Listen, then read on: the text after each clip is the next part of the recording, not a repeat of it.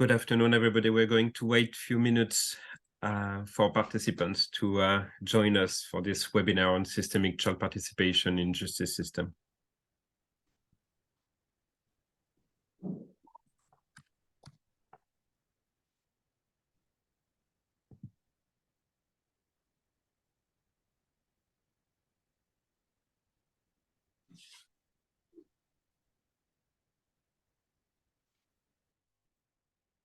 Good afternoon, all. We're just going to wait 1 or 2 minutes for participants to join the webinar.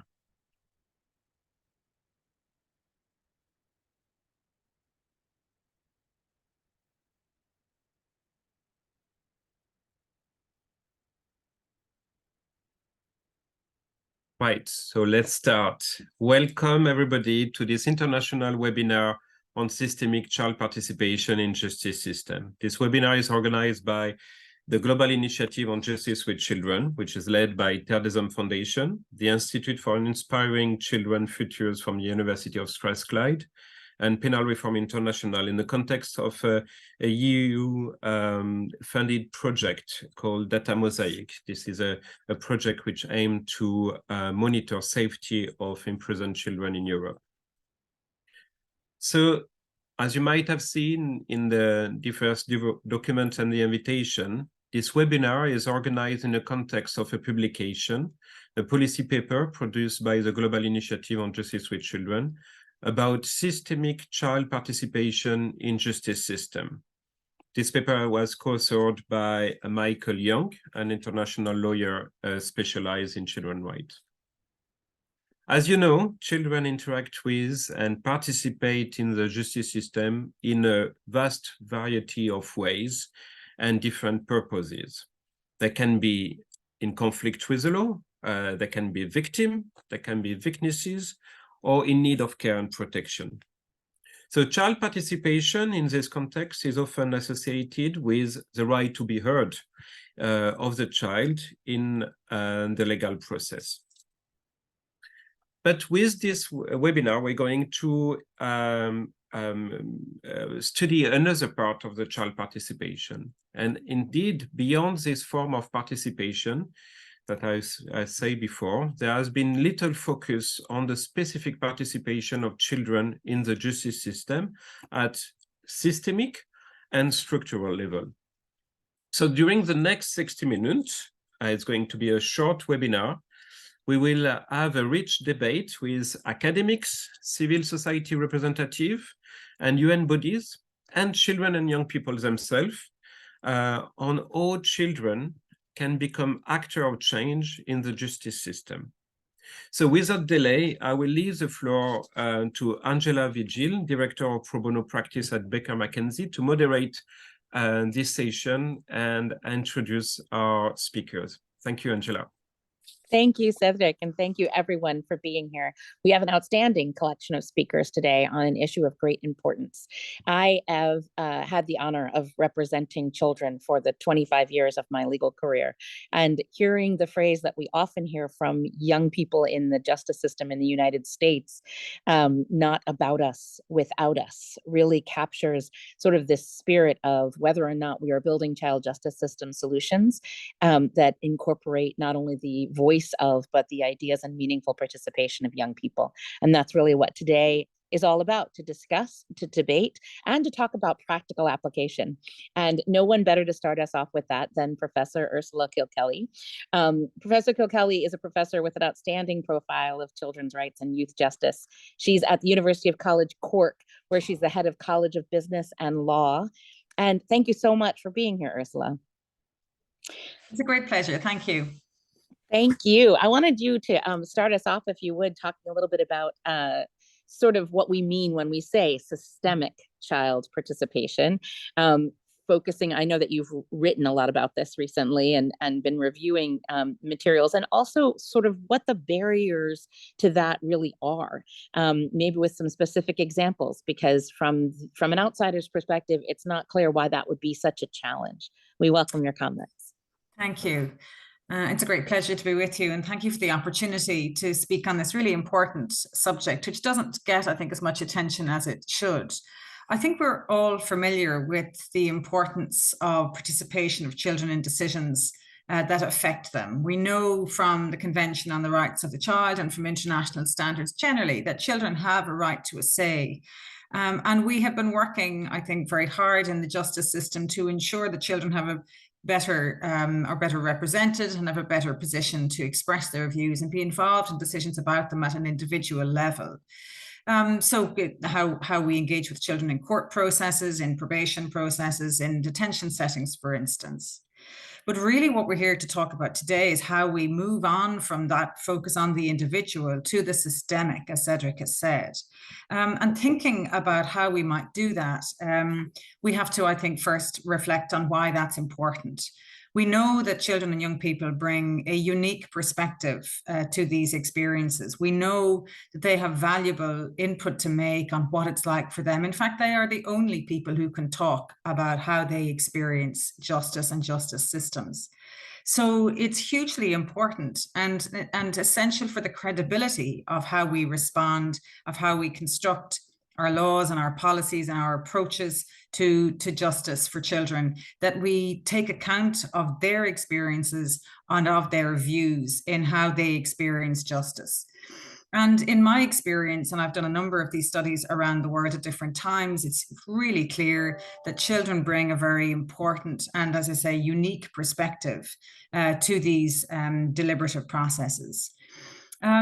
But beyond the importance of hearing what children have to say because of their own experience, we know it's also important to their sense of ownership of the law and policy, that we have and develop a system that reflects their interests, so they recognize themselves in how we've constructed the laws and the policies around the justice system. And I would say, finally, and most importantly, we do this because it is a right, because it is the right set out in the Convention. And as the committee says, children can be a powerful force for improvements to law reform, but it's also a matter of entitlement and right, that they have a say in how the justice system is organized and how we review how the justice system is working and the improvements that we make to the justice system. And there are many different areas where that has happened. I would pick out two that I've been involved in myself. The first, a number of years ago in 2010, I was involved in collaborating with a whole range of organizations across Europe to ensure that children who'd experienced the justice system had a say in their experiences of child-friendly justice. And apart from all of the, if you like, obvious things that children had to say about how poorly the system regarded them, the lack of empathy that it showed to their particular circumstances, what we learned from that consultation that we didn't learn from anything else was how much it mattered to them to have family and other advocates and supporters that they trusted with them. So we took that piece of information and fed it right into the drafting of the guidelines on child-friendly justice by the Council of Europe back then. And the second example, briefly, is one that's set out in the policy paper, and that's the global study. Again, we had to argue that it was absolutely essential that we heard from children as part of a global study on children deprived of liberty. And so together with my colleague, Professor Laurie Lundy, we constructed a process to hear directly from hundreds of children in detention settings about what it meant to them, how they experienced their rights. And again, if you read chapter 5 in the global study, you get a very unique and powerful perspective, not just on how their rights are breached or violated, but also on what matters to them. So again, that really important credibility for the global study, I think, was founded on its chapter 5. You also asked me to just reflect a little bit on the barriers. And there's no doubt that we have struggled to make this an integrated and systemic part of how we reform, revise our laws and our policies around justice. A huge part of this is about awareness and training and knowledge, both with regard to those lawmakers and policymakers who simply aren't aware of how fundamental this is to the legitimacy of what they do, but also to the extent to which it's informed by children's perspectives. We also know that it's really important that children and young people themselves are supported, their capacity developed to engage. These can be difficult conversations, difficult spaces and processes to be in. So we need to learn better how to support and enable children and young people to have a say in this whole process. And I like to see the flip side of the barrier being enablers. So what we can do, we can embed this kind of training and education in professional roles, in how lawmakers and policymakers themselves are trained and how they work. And also, I would say, how we as researchers in academic settings, and how we approach our own work, again, making it really inconceivable that all of us, in whatever our roles, would undertake to try to understand children's experience of justice without speaking to children themselves. So whether you're a researcher, whether you're an advocacy, whether you're a policymaker or a lawmaker, you need to be thinking about how you embed the perspectives and the views of children in your understanding of the justice system. If you don't, it will, in my view, be incomplete. So we know that kind of advocacy and powerful message is really important. Making it a clear part of what we do sets the example, and there I think the leadership that everyone themselves can show can be really powerful in producing a much better system that's informed by children's views really systematically. Thank you so much, Ursula. And I want to encourage people who are listening in to please feel free to put questions in the chat. We're going to go from speaker to speaker to speaker because we have a short and fast-paced hour here, but we'd love to address questions. Please feel free to put them into the chat, and we'll do our best to answer them either in writing or as we're discussing. Thank you so much. I'm going to move on to Professor Jennifer Davidson, who is the Executive Director of the Institute for Inspiring Children's Futures at the University of Strathclyde in Scotland. Welcome, Jennifer. Great to be here. Thanks, Angela. Hello, everyone. So excited to hear you really share with us, I think, an excellent example of really incorporating the voices and the ideas and inputs of young people into a process, because you direct the SDG 16 working group on justice for children, SDG meaning the Sustainable Development Goals 16, focused on justice and strengthening systems. And I wonder if you could share a little bit with that about how the incorporation of youth voices has really contributed to meaningful ideas around how to meet the SDGs. Great, thank you.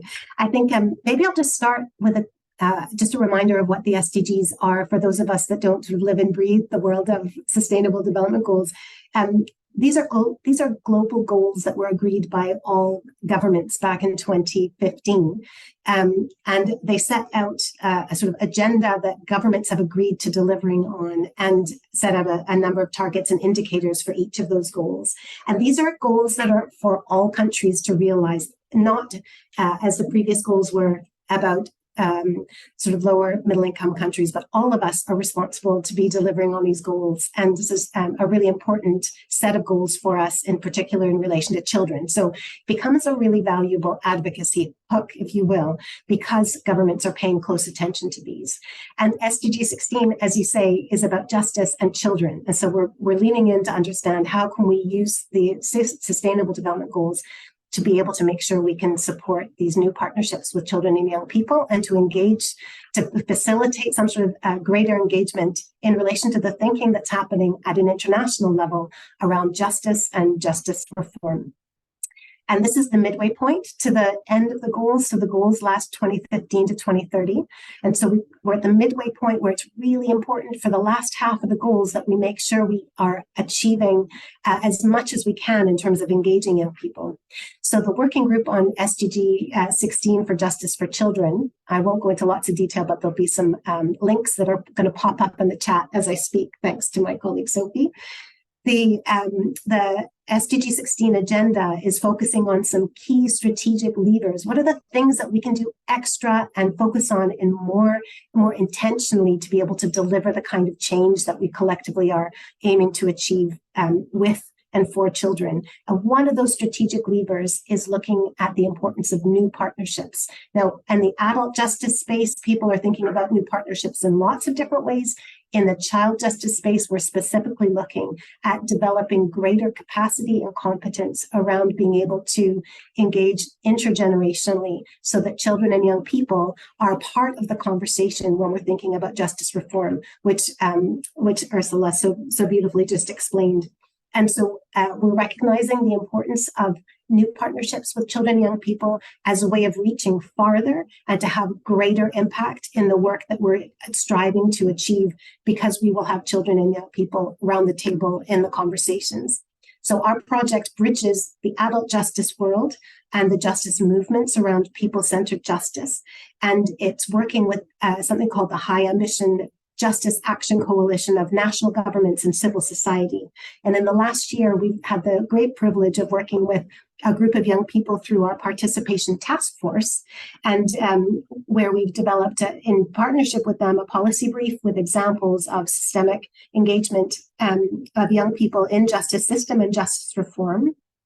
And we have also been connecting with them with the conversations that are happening at the UN every year, where governments are being held to account in relation to their development and progress on achieving the goals. And so you'll be hearing more about some of these activities from some of our speakers later on, with Pratit and Manaf and Oshish.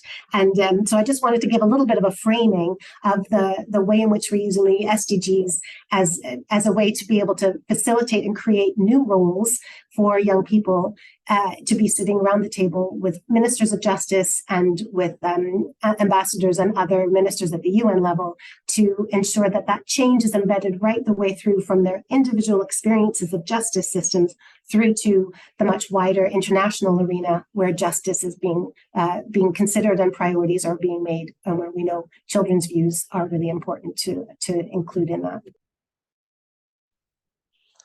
Thank you so much. And thank you very much for the framing. In fact, Jennifer, we appreciate that. We're going to go right forward to listen to one of those youth views. I want to welcome Pratit Singh, who is a youth advocate working for the past 3 years in child protection, participation, and justice. Welcome. Thank you so much. It's very nice to be here.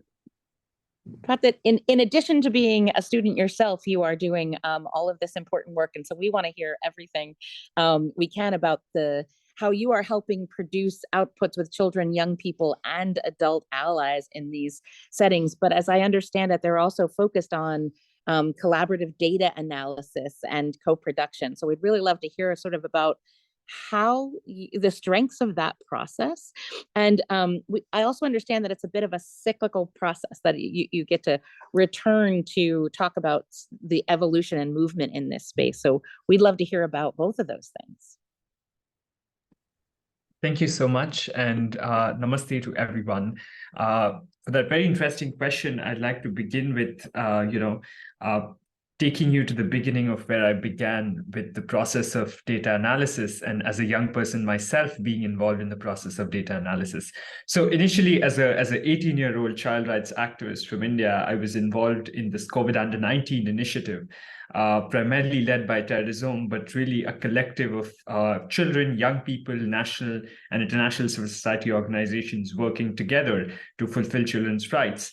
And as an 18-year-old activist, as a youth advisor to the project, I was really there to get myself involved in the interpretation of the COVID under-19 Life Under Coronavirus survey, which was developed by the Queen's University Belfast, and was about how children felt about their rights and how they were impacted during the pandemic. And when I was really asked to sit with a wide group of young people from around the world to look at this data, I kind of first felt really intimidated, because I thought, how am I going to look at this big data, big numbers and quant, whereas these were some things that, I was clueless to.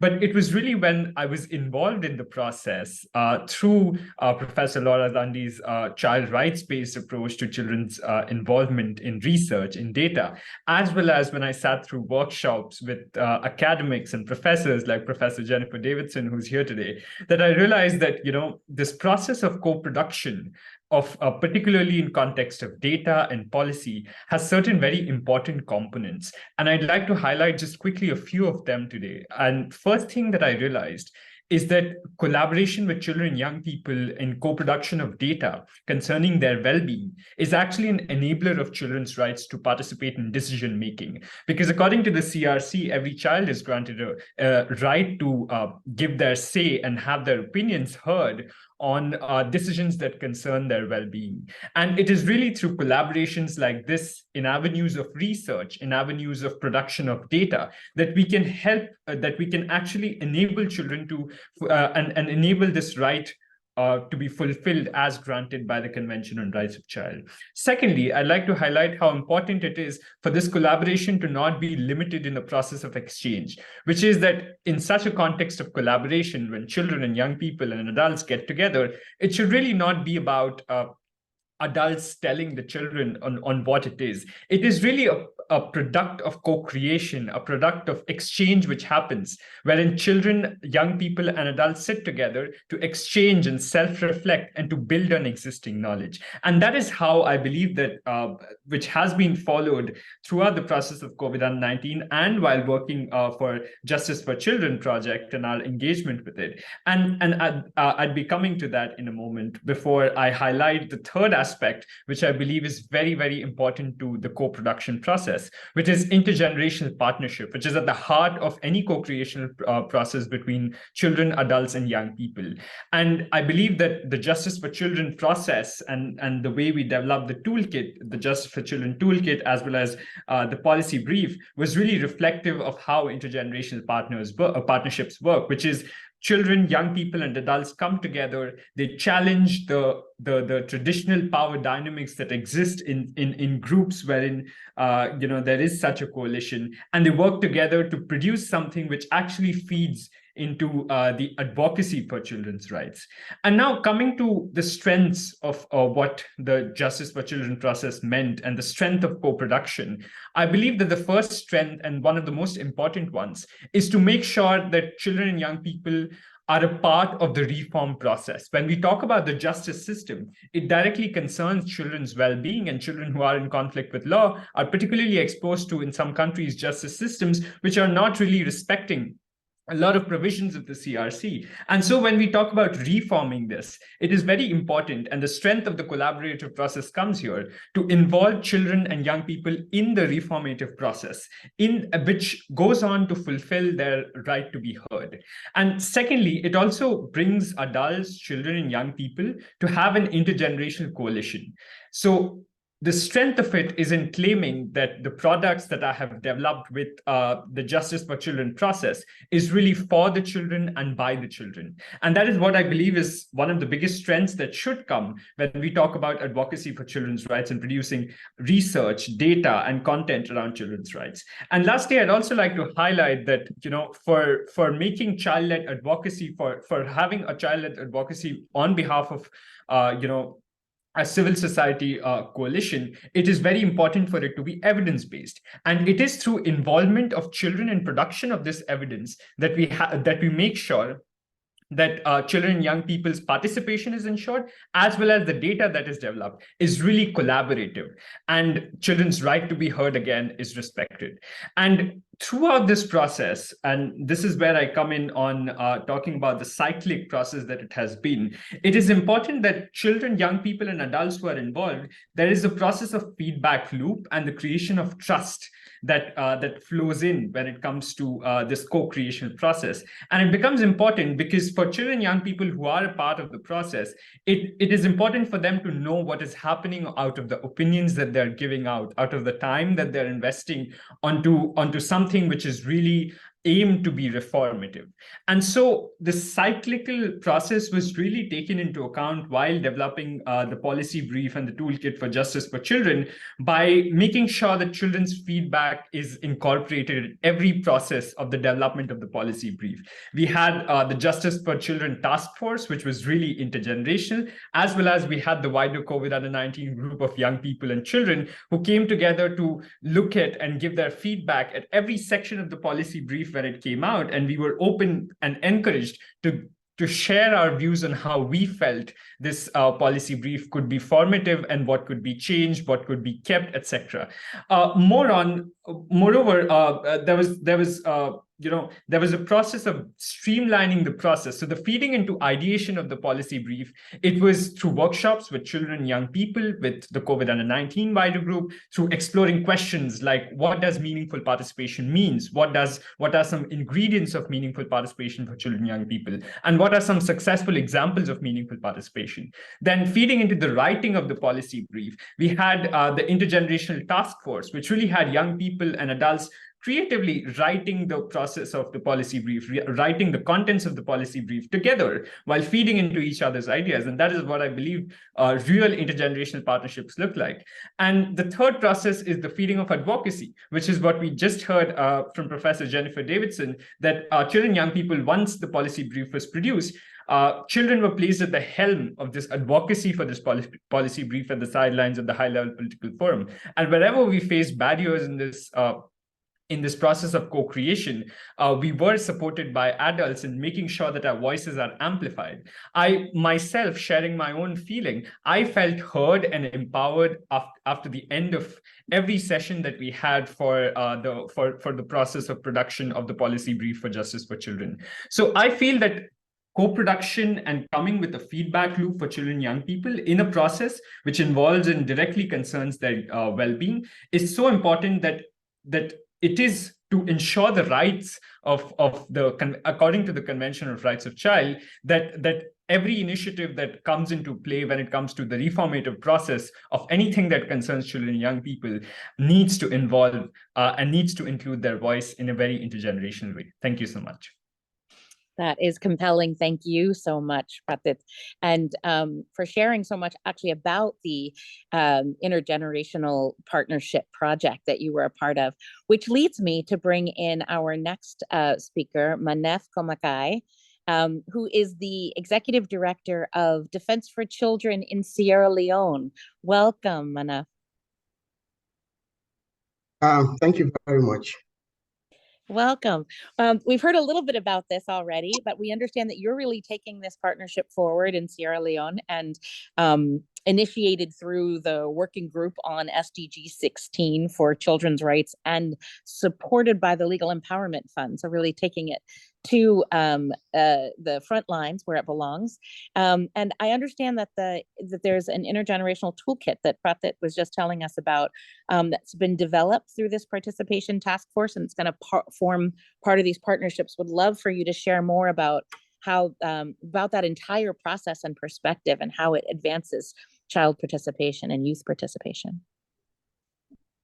Okay, thank you again for inviting me to be part of this process. I will just take you through a project that we are doing together with the Justice Action Coalition, the Sierra Leone Justice Sector Coordinating Office, of course, my own organization, Defense for Children International, which is supported by the Legal Empowerment Fund of the Fund for Global Human Rights. Basically, through these projects, we have designed both a global goal as well as a national goal, because what we are doing, we are actually trying to ensure that whatever global perspective that is there is actually done on the ground. So our global goal is really to accelerate progress towards SDG 16.3. And at national level, we want to foster intergenerational partnership in order to really address the gaps that we have found within the justice system as far as access to justice for children and youths are concerned. Basically, as previous speakers have said, children and young people have very limited roles to play in the justice system, irrespective of which policy has been designed. The fact of the matter is that countries or states that are parties to the UN Convention on the Rights of the Child do not necessarily have any problem with the aspect of child participation, but the issue is mainly about how can children actually participate? What kind of processes, what kind of procedures do you need to put in place to ensure that children have the power to also influence reforms, to also influence proceedings. Let me give you an example of a scenario from which I will talk about the rest. We can have a lot of children in the remand homes, in pretrial detention, sometimes even over a year or two. And they are there for a long time because of frequent adjournments of their proceedings. And sometimes they can hardly be brought to court at all. But then these children who are actually affected have nothing to do about this process. They are just sitting there, either waiting for an organization like DCI or a pro bono lawyer or legal aid board to come and speak on their behalf.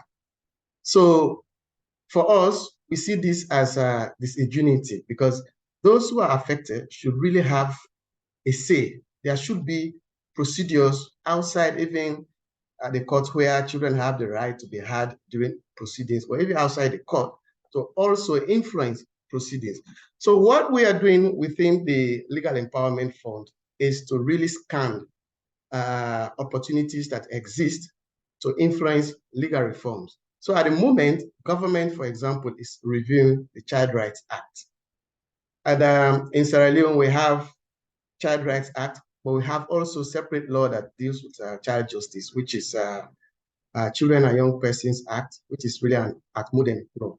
So one of the things we have got the government to accept is that the Child Rights Act should really be reviewed and be comprehensive enough to deal with all child rights issues, including justice. So which means we should develop the Child Rights Act to the extent that the old law, the Children and Young Persons Act, should be repealed, because it is not really contributing to any justice for children.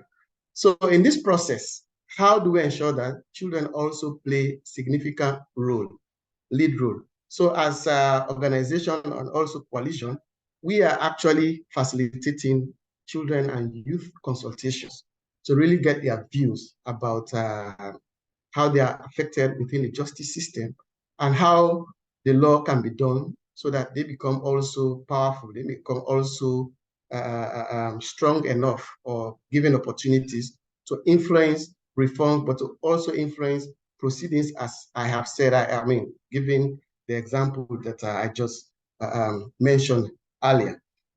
And then how do we ensure that in this reform, children and adults, as previous speakers have said, can really sit together and negotiate and come up with resolutions, come up with outcomes that actually speak both to the best interest of the child, but also the general human rights perspective of the country, because we are not pushing children's rights to disadvantage anyone. We just want to make sure that children are human beings and they have the right to exercise all the rights given to them under the Convention on the Rights of the Child, and can also coexist with adults and other people.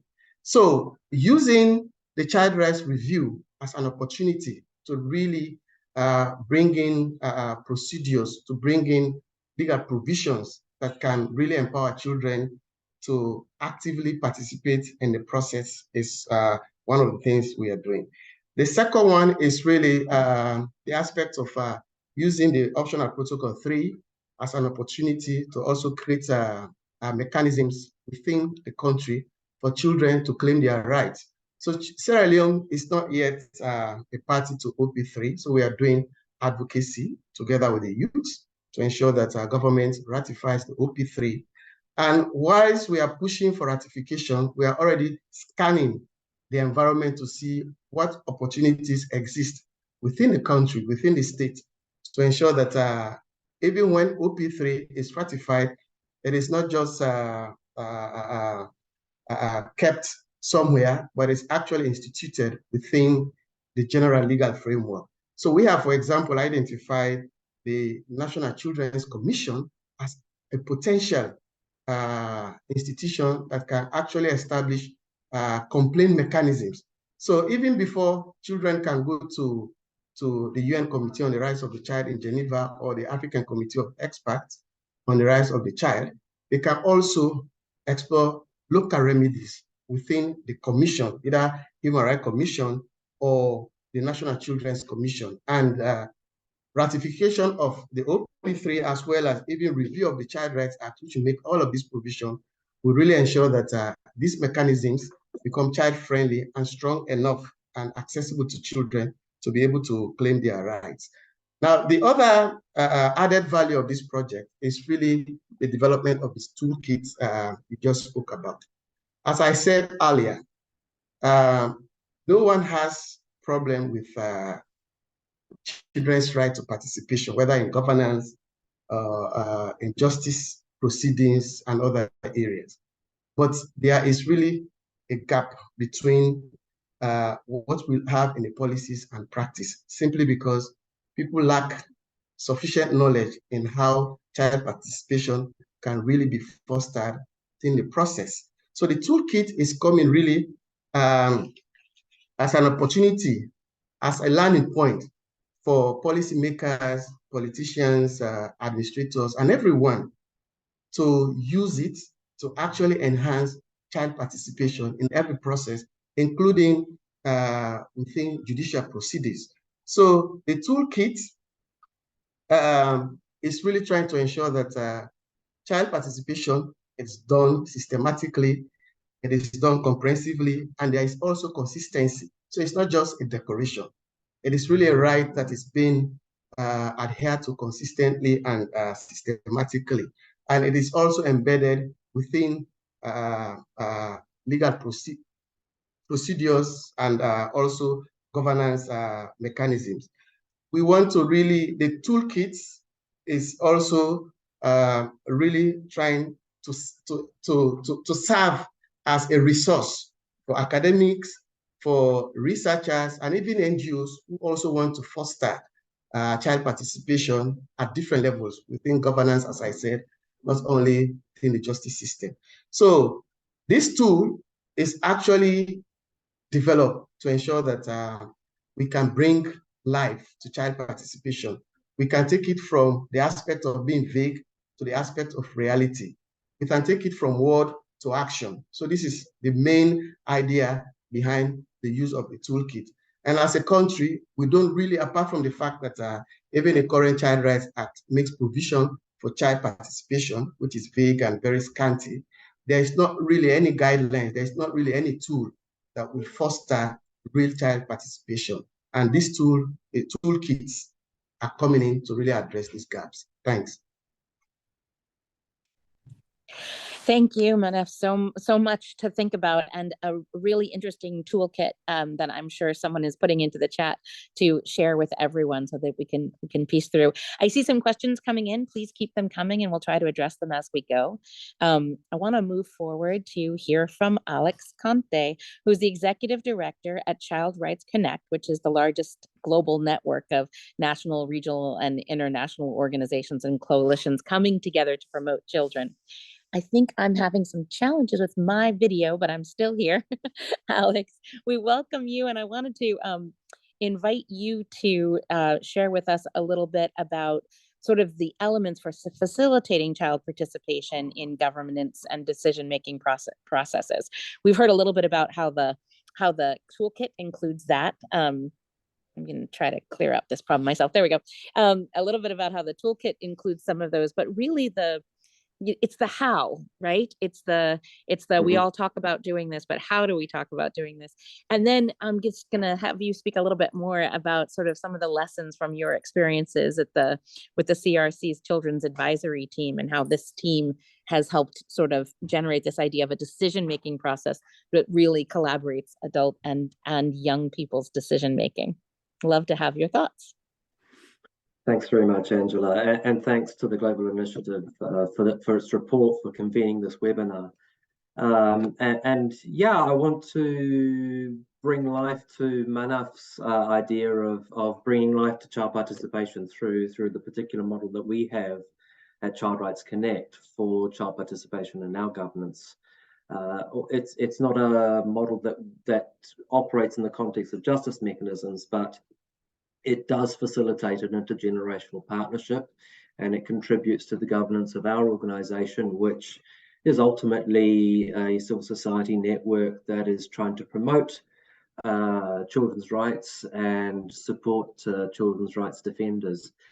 We started this process back in 2019 when we decided to make the children's advisory team that we were working with in the context of a specific project with the UN Committee on the Rights of the Child, a permanent feature of our organization. And they have been operating since 2019. But then we really started thinking about how we should include children in the governance framework so that we ourselves as an organization were accountable to children in the way that we operate and in what we do. It worked through a pilot process and is now a permanent feature of our governance framework.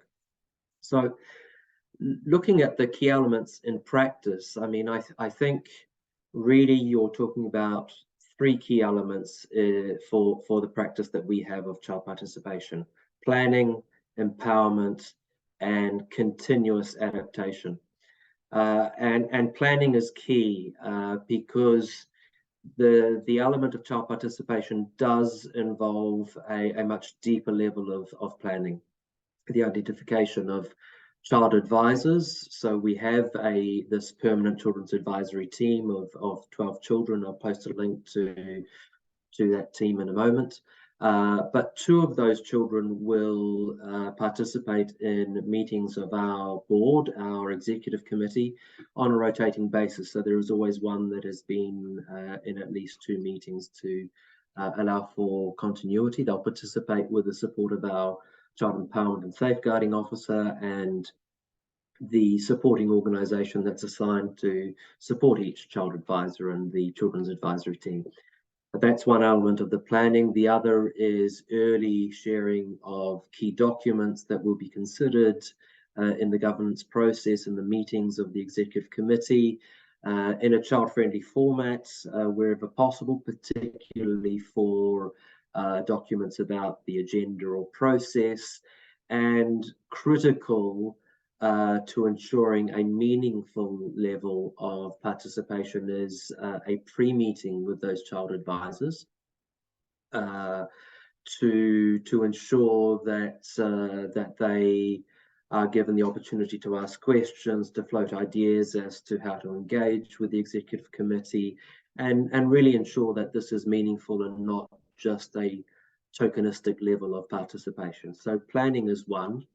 The other is empowerment, and I think we all understand empowerment, but in the context of participation in a particular mechanism like a governance body, we look at 3 elements. So safety and support through our Child Empowerment and Safeguarding Officer, through the supporting organisation that's assigned to the child advisors that are participating. Second, through really ensuring that the engagement is child-led.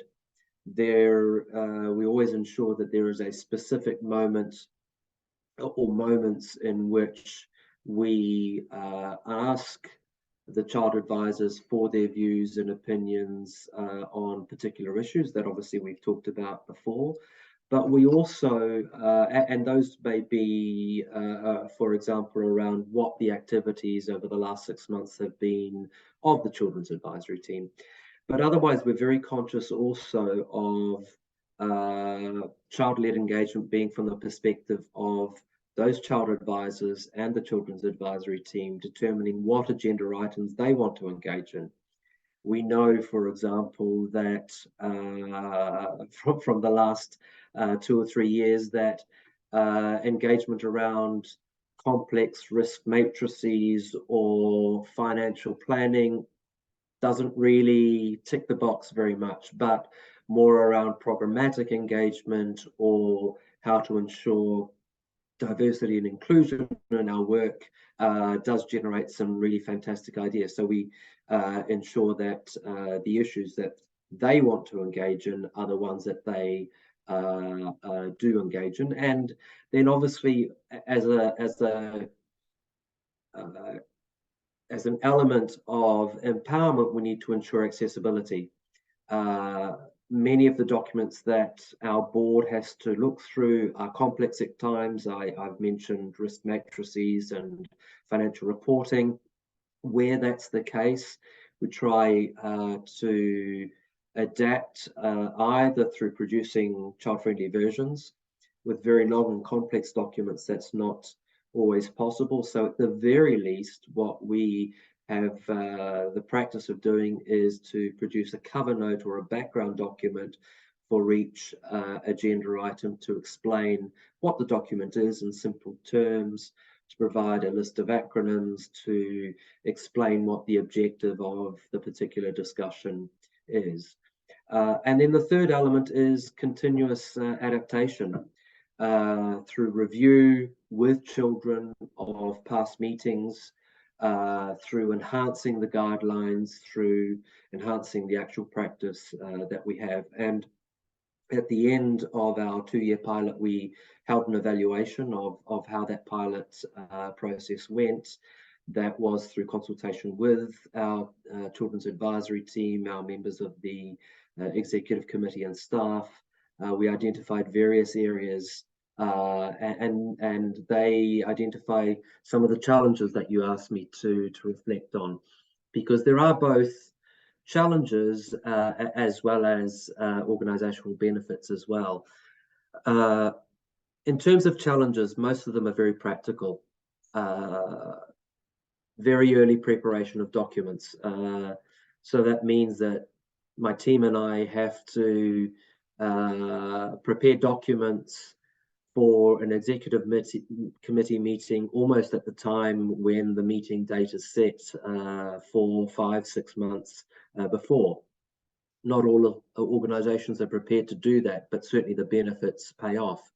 We need to ensure that meeting times align with child advisor school schedules and other commitments, so we no longer go to a practice of saying what time suits the adult members of the executive committee during working hours. We often have our executive meetings either in the evenings or in the weekend, also not wanting to encroach too much on children's personal, family, and playtime. Connectivity is an issue in many circumstances, as might be the question of language. And in that context, we have an exciting project that's being supported by HPA next year to look at the RCT solutions package that we have to try and improve connectivity, find practical ways to manage language issues so that the diversity of the children's advisory team can be as broad as possible, including those that participate in the children's advisory team. And another challenge, to be fair, is the challenge of annual recruitment. We have a children's advisory team of 12. Again, those members are on a rotational basis and or may turn 18 and no longer be children. It's a big exercise for that annual recruitment.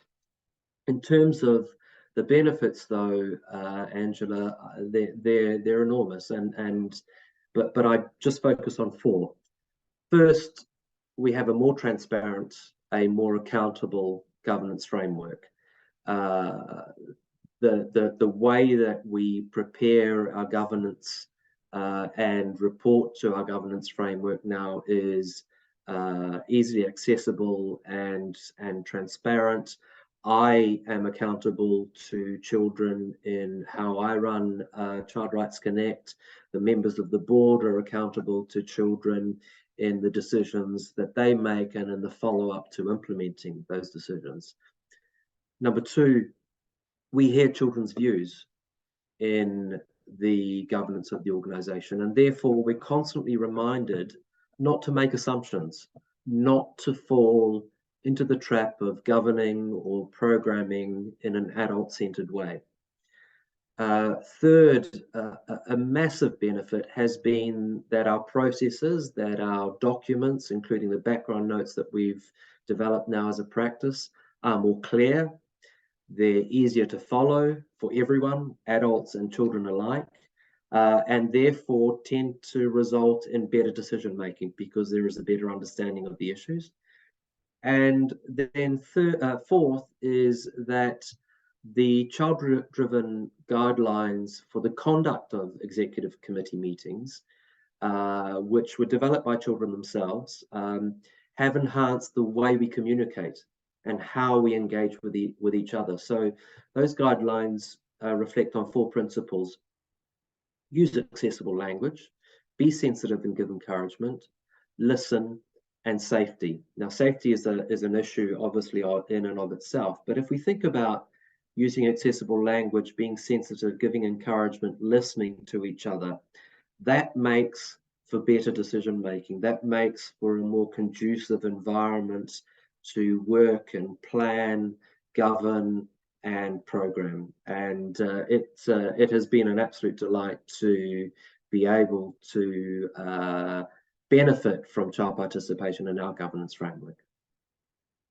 Thank you so much, Alex. I share that delight. We have put together with several of the speakers on this presentation a simulation of what it's like to be a young person navigating justice systems, and done that with young people and people with lived experience. And it is humbling because when asked whether or not a lot of us are getting right the perspective of young people when we're presenting it to courts, to systems, to leadership of the world, empowered young people will very boldly say, no, we're not, and listen more.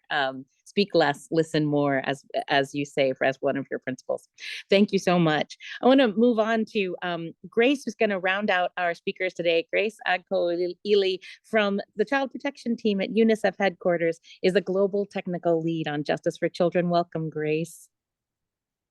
Thank you, Angela. Thank you for inviting us. Happy to have you here. And I know we'd really like to learn from some of the specific examples of what UNICEF has been doing to promote systemic child participation, specifically in East Asia and the Pacific region, focusing on legal empowerment of children. But also you have experience with sort of a parallel evolution of the consideration of children's voices in Latin America. And I know we've only got a few minutes to hear, but we'd really like to understand sort of how those different perspectives, geographically, culturally, and perspective-wise, have really changed what UNICEF is doing and how UNICEF is doing it to embrace the voices of young people in participation in changing outcomes for UNICEF's work. Thank you, Angela. While we work definitely in East Asia and the Pacific and Latin America, there are some specificities in the region, but there are also commonalities. And one of them indeed is still the strengthening of child participation, especially in the justice system. As we all know, access to justice, UNICEF has been working on that front for many years, including with partners who are invited here today. We work on child rights education, empowering children to claim their rights, to ensure that they are adequately informed, as well as on child-sensitive and accessible courts, prosecutor, and police processes, strengthening legal aid, paralegal, and social support services, ensuring that they are inclusive, especially for children with disabilities and also for children in indigenous communities. We work also in supporting redress mechanisms for children, both judiciary and non-judiciary, strengthening national human rights institutions and ombudsperson for children. We work on advocacy for legal reform, ensuring that states do indeed have mechanisms to make sure that children's rights are heard in accordance with the general comment number 14 and 12. We focus most of our work right now on children with disability, indigenous children, children in detention or deprived of parental care. We all know that children definitely each and every children has the right to be heard, but oftentimes these are the children who are most excluded. So we make a proactive effort to make sure that even if they are in the remotest area, as you can see in Colombia, we make sure that children of these groups are represented in the table. Just like our colleague from Africa, we are now strengthening our advocacy efforts for the optional protocol on information procedure, knowing that it is the least ratified among all the communications procedure. And last but not the least, on more generic work that we do is on social and behavior change. Even if the CRC has been there for so long, child participation is almost a mantra for all of us, still it is the least implemented right. I just came from a meeting and they're still debating whether there is a right to participation. And as you know, we've launched the Reimagine Justice Agenda just in 2021, and one of the newest aspects of the Child Reimagine Justice Agenda is the legal empowerment. We have worked so much on strengthening institutions, but equally we have to work on empowering young people to express their right, also be safe, provided safety mechanisms when they do express their right, but also information, education, and access to remedy. More particularly in our report last year, not just East Asia and Latin America, the number of countries that has a specialized justice mechanism that is based on 6 indicators, one of which is access to justice, not just by law, but in practice, child-friendly investigation, prosecution, and adjudication, specialized trained professionals. Only 31 countries among all our countries reportedly met all the 6 indicators of a specialized justice for children. That goes to show that there are many more countries who have to improve their access to remedies when it comes to child justice. We work not just on child victims and witnesses, children in conflict with the law, children in civil proceedings when it comes to child participation, but as well as transitional justice. And we are happy to inform you that the new Secretary General Rule of Law Vision has specific chapters on child's right to participation. Focusing on East Asia and the Pacific, as you know, we have a regional study on legal empowerment, where we documented both the quasi-judicial and judicial case studies that we have across the region on accessing justice for children. We have a present case in Vanuatu, started in 2019, asking for an advisory opinion on the obligation of states to protect the rights of present and future generation. That's an application for advisory opinion before the International Court of Justice. We also know that, for example, in the Philippines many years ago, they were successfully able to bring the children themselves to bring a case based on environmental justice on the landmark case of Oposa versus Factoram. One of the very good countries that, as an example, is the Thai law that mandates that children must be able to express his or her feelings and opinions, not just legal testimony, but also their opinions on whatever case. And we have the present case of Yasay Nasuan Suan versus the lead concentrates of Thailand. They were able to adopt litigation, and including before the Supreme Court of Thailand. We have in Nauru the use of videotape testimony, videotape closed circuit television. And also we have worked with ASEAN Children's Forum to make sure that children has a platform to express their views, but not just expressing their views, but making sure that the ASEAN leaders have reviewed all the promises they made. So they met annually to make sure that they express their views, but also make sure that the ASEAN leaders' commitment are reviewed every year. Moving on to Latin America, we know that the Latin American context, political context, there were a lot of protests in the previous years. So we have internally a guideline on policing assemblies involving children on how to work with the police to make sure that they both respect the right to protection and the right to participation. In Ecuador and Cuba, for example, we supported young people who were exercising their right to assembly. In Colombia, through the peace building funds, we were able to empower children, inform them, led by them on peaceful resolution of conflict, negotiation, and advocacy, focusing again on the indigenous communities. Also, as we know, we have the annual International Conference on Restorative Justice in Colombia, but that's not just a venue for duty bearers to learn, but more importantly, to bring the voices of children in the justice system before the leaders and the implementers. We have heard from Uruguay, they work with the business sector, making sure that children who used to be in conflict with the law can be employed in the business sector, and they are also given the chance to express how to improve the business environment for young people. In Chile, we have just a toolkit on ensuring best interest of the child is used in the justice system, making sure that no decision is made without consulting the children, because it is very much part and parcel of best interest of the child. I can go on and on with some examples, concrete examples from all the regions. It's not just East Asia and Latin America and the Pacific, but we also have good examples in Europe and Central Asia, good examples from Africa on how they go about, but still there is on how they go about systematic child participation systematically in the justice system. But there is much more to be done.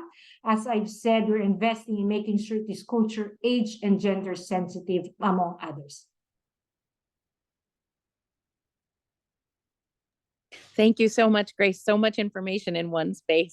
We really, really appreciate it. I know that we've come up on the hour and we promised this to be a 60-minute session. So I want to encourage people first to send questions, comments about this into the chat, into the question and answer after today, or if you're speaking and we're going to tie things up too quickly, please feel free to email either the pro bono at Baker McKenzie, and we're happy to share your questions with the speakers from today's seminar. And I'll invite folks from the Global Initiative on Justice with Children to put emails into the chat to be able to send in questions and comments and thoughts. I want to thank everybody for your comments and what you've shared here. And I'd like to ask the speakers to just answer one question in the chat, if you don't mind. We're going to be doing showing a short video, and I'll turn it over to my colleague and friend Cedric Foussard in just a second. But the one question that's come in from a couple of different people to me directly is sort of how the input of children, sort of concrete examples of how the input of young people in these systems change outcomes, make a difference. And I know many of you have made a reference to that in your comments, but if all of our panelists wouldn't mind putting that into the chat, just an example or response to how does it make a difference? What can I share? Some people have asked, what can I share with people who are maybe not as open to this idea of the child right to participation, about how child participation changes and improves outcomes. So please share that as we're speaking. And on behalf of myself and Baker McKenzie, but perhaps more importantly, all of the young people I have the honor of representing in courts and lifting up their voices, thank you very much for everyone's participation today. And I'm going to turn it over to my colleague Cedric to share a short video with us. Cedric? Thank you very much. Thank you very much, Angela. And thanks to all the speakers for this very short but dense and interesting webinar on systemic child participation. I think that in few words, we saw that indeed children can provide essential feedback to accomplish positive reform. And clearly that can lead to more effective, robust, sustainable decision making. So we in a way, with this form of systemic child participation, I'm sure that we can increase more sense of ownership over policies and initiatives, which can lead us to more people-centered justice, as it is recommended by international mechanisms like the OECD. So I wanted to invite you all to check the policy paper on systemic child participation that I mentioned at the beginning of the chat. Paper which was actually based on the work we've done with kids and children and young people during the last World Congress on Justice with Children in 2021 with the Supreme Court of Mexico. And I take the opportunity very briefly to announce the next World Congress, which will be in Spain, in Madrid, in 2025, focusing on violence and harm against children in justice. This World Congress will give us the opportunity to build together an agenda for action to try to reach the SDG 16 by 2030. So we need all the good energy of all of you. And as well to present the results of the data mosaic project that I presented before to monitor safety of children in the justice system. So I will stop here and we'll leave the floor to Oshish Nirala. Oshish was with us in New York last summer in July for the high-level political forum of SDG 16, and he was still involved in the in our working group on SDG 16 and contributed to our intergenerational work. So the last few words for Oshish and Sophie, if you want to launch the video. Thank you to all.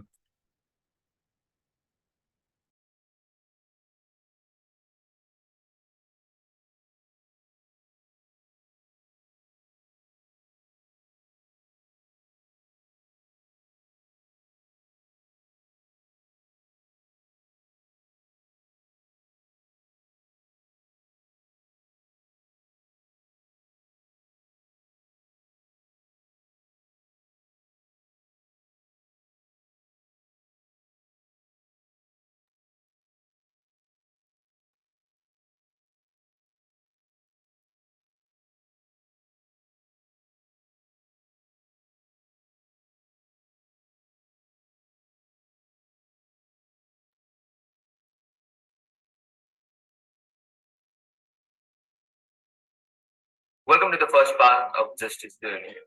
Firstly, hello, this is Osis, a child rights and human rights activist from the Parliament. Welcome to the beginning of my justice journey. In this video, I will share the profound experiences that have shaped my understanding of justice, spanning from my childhood to present. My justice journey started when I was just 8 years old, when I joined a local club in my community. It was called Bihani Child Club. As a young child rights activist, we were too small to directly involve ourselves in the complexities of political stuffs and laws. However, that did not stop us. We utilized creative methods such as art, storytelling, and drama to convey the importance of safeguarding the rights of every child, regardless of their background or circumstances. After some time, I joined a school's child club called Policy Child Club, where I was pretty much involved in activities inside school.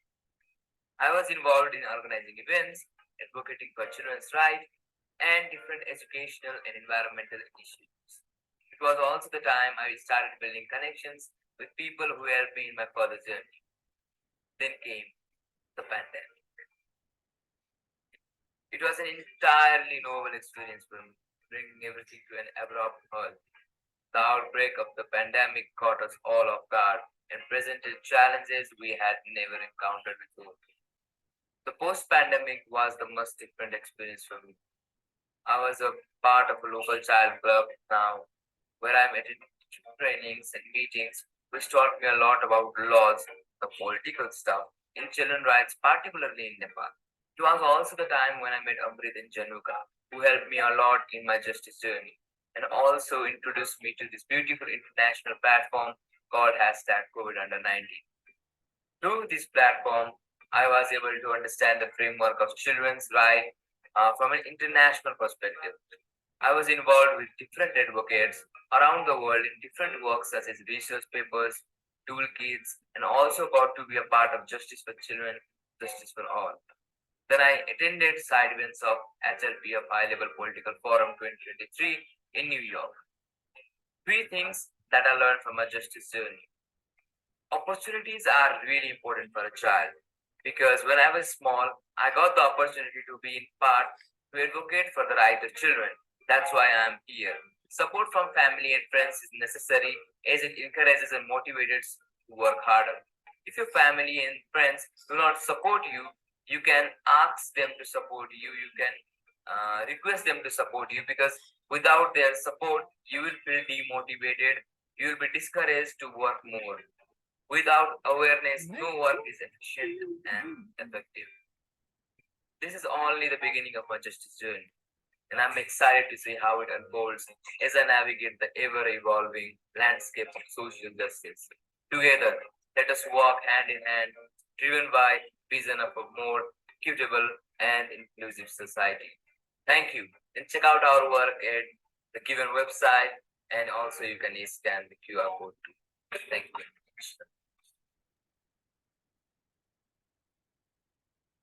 Thanks all of you, and have a good evening, a good day. Bye-bye.